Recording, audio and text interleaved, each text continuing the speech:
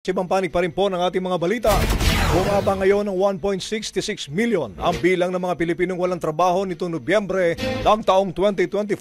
Mula ito sa 1.97 million unemployed Filipinos noong buwan ng Oktubre ng nakalipas na taon.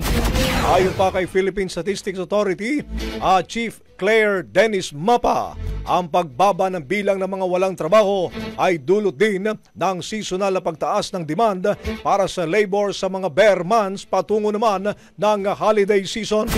Kung ikukumpara sa parehong buwan nung nakarang taon, lalabas na 1.83 million lamang ang walang hanap buhay nung buwan ng Nobyembre 2023 na nagpapakita ng patuloy na pagbaba ng joblessness.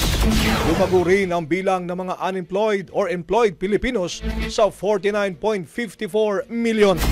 Bumaba rin ang underemployment rate o ang sinasabing bilang ng mga Pilipino naghahanap pa ng karagdagang trabaho maliban sa kanilang present employment ay tala sa 10.8% noong Nobyembre ng taong 2024 mula sa 12.6% noong Oktubre ng nakalipas ding taon.